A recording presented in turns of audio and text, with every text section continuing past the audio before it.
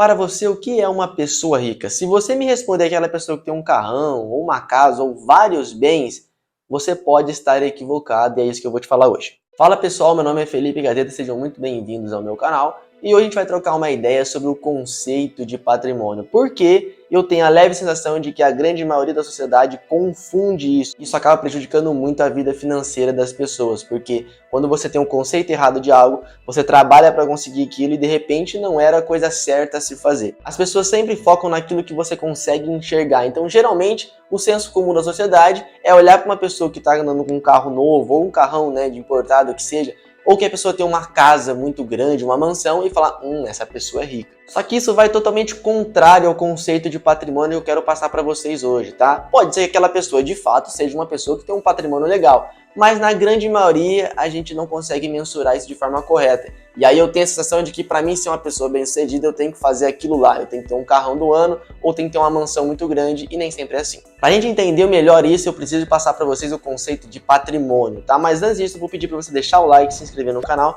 e ativar o sininho, né? Vou passar um conceito muito importante hoje, que se você entender isso aqui, você vai tomar decisões financeiras assertivas daqui pra frente. Então, deixa o like, se inscreve no canal, me dá essa moral aí. Eu quero ver se antes de eu explicar o que é patrimônio, o que significa patrimônio pra você. Se eu perguntasse pra você, o que é patrimônio pra você de uma pessoa? Digita aí nos comentários, não vale apagar depois não. Mas a grande maioria das pessoas responde que são os bens que aquela pessoa tem. Então você olha e fala assim, qual que é o patrimônio do Felipe?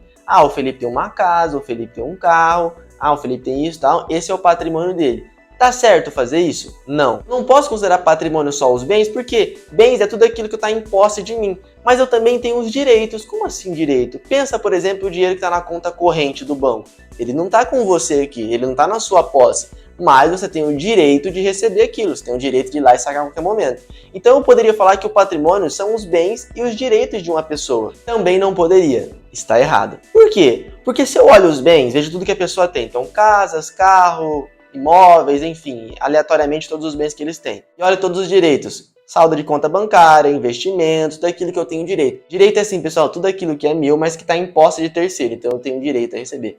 Só que eu não poderia falar que isso é o patrimônio porque eu ainda não considerei o terceiro item muito importante, que são as obrigações. O que são as obrigações? São as dívidas, os comprometimentos que aquela pessoa tem que pagar. Isso é importante para eu definir patrimônio porque não adianta eu ter muitos bens e muitos direitos se eu também tenho muitas obrigações. Então o conceito real de patrimônio é o conjunto de bens, direitos e obrigações, seja de uma pessoa ou seja de uma empresa.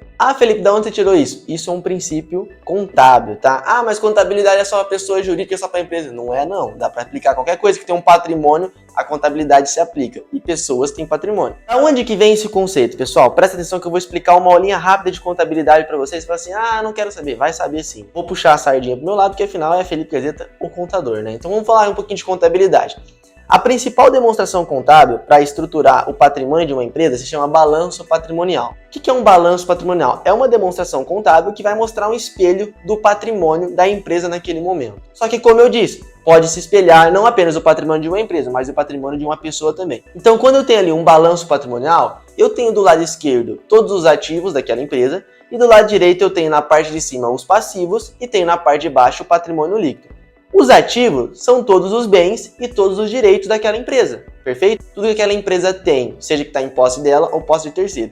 Os passivos são todas as obrigações, aquilo que eu tenho que pagar. Então, se patrimônio é o conjunto de bens, direitos e obrigações, logo o patrimônio líquido é o que sobra disso tudo, porque se eu pegar tudo que eu tenho e eu tiro tudo que eu tenho para pagar, isso daqui é o patrimônio de fato. Então esse conceito surgiu na contabilidade, mas você pode aplicar na sua vida. Então o que eu quero passar para vocês é, não basta você ter uma coluna de ativos gigantesca, se você tem uma coluna de passivo na mesma proporção.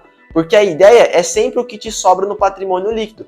É aqui que está a sua riqueza líquida. Então quando a gente olha e vê uma pessoa que tem muitos bens, mas a gente não sabe se ela tem obrigações no mesmo período, não dá para falar que aquele é o patrimônio dele. Eu vou passar um exemplo para vocês rapidinho aqui, ó. Se eu jogasse na tela para vocês e falasse assim, tem a pessoa A e a pessoa B. Bom, a pessoa A ela tem um carro do ano no valor de 150 mil reais, ela tem uma mansão aproximadamente de 800 mil reais, não mansão, mas uma casa boa, tá? E também tem um outro carro de 80 mil. Essa é a pessoa A. A pessoa B tem um carro popular de 35 mil reais, ele tem 50 mil reais na conta corrente dele, e ele tem, de fato, mais 150 mil reais em investimentos ali que ele faz, ações, fundos imobiliários, enfim. ele segue eu, então ele faz uma carteira bem diversificada. Se eu falasse agora para vocês, aponta para mim quem tem o maior patrimônio.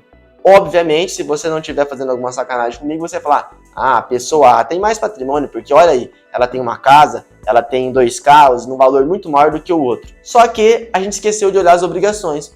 Porque a pessoa A, ela tem as obrigações no valor de R$1 milhão. Como assim? Porque ela tem o financiamento do carro e ela tem o financiamento da casa. Então ela tem obrigações no valor de R$1 milhão. Logo, se eu pegar tudo o que ela tem e descontar as obrigações, sobraria um patrimônio para ela de R$80 mil. Por quê? Porque se ela tivesse que dar um marco zero na vida dela hoje, vender tudo que ela tem e pagar tudo que ela deve, é isso que sobraria para ela, R$80 mil. Entendeu? Já a pessoa B não tem nenhuma obrigação, porque o carro dela está quitado e ela não fez mais nenhuma dívida. Então, se eu olho para a pessoa B, ela tem um patrimônio de R$235 mil. Conceitualmente, na palavra patrimônio líquido e riqueza líquida, a pessoa B tem uma riqueza líquida maior do que a pessoa A. Você pode até falar assim, mas isso é contraintuitivo demais, a pessoa vive uma vida melhor e tudo mais, mas ela vai pagando, depois vai ser dela. Tudo bem, mas se a pessoa B fazer a mesma coisa, só que em vez de ir pagando um financiamento, vai construindo a sua cartela de ativos, seja com investimento, seja guardando dinheiro, ela vai chegar lá na frente com muito mais patrimônio do que a pessoa A. Então é isso que eu quero passar para vocês, pessoal. O foco de vocês tem que ser o patrimônio líquido. Não adianta você criar uma carteira de ativos com imóveis, com carros ou até com investimentos, você tem que ficar toda hora pegando empréstimo, financiamento, se alavancando, criando obrigações. Porque no final de tudo o que importa é o patrimônio líquido. Eu tenho um foco disso, porque nós no dia a dia vai focando só em renda mensal. Eu tenho que aumentar quanto que eu ganho, tenho que aumentar quanto que eu ganho, isso. E a gente esquece o patrimônio líquido, que ele que é o importante para construir uma riqueza líquida sólida ao longo do tempo. Então o resumo da obra é esse. Você tem que focar em aumentar os seus ativos, ou seja, seus bens e seus direitos, mas sem aumentar tanto as suas obrigações. Então eu não posso ter nenhuma obrigação? Não é isso, até porque todas as empresas têm obrigações. O foco é não aumentar na mesma proporção. Não pegar uma casa inteira financiada, um carro inteiro financiado, ou pegar empréstimo para investir. Aí você está fazendo da maneira errada. Mas o foco tem que ser aumentar os ativos sem aumentar os passivos. Dessa forma você aumenta o seu patrimônio líquido. Eu posso garantir para você, se você entender isso daqui para frente você vai tomar só decisões que, de uma maneira ou outra, tenham maior potencial de aumentar o seu patrimônio líquido. E isso aqui é o que vai fazer você ter sucesso financeiro. Como eu disse, a obrigação não é um crime. Então não posso fazer nunca. Não, você pode.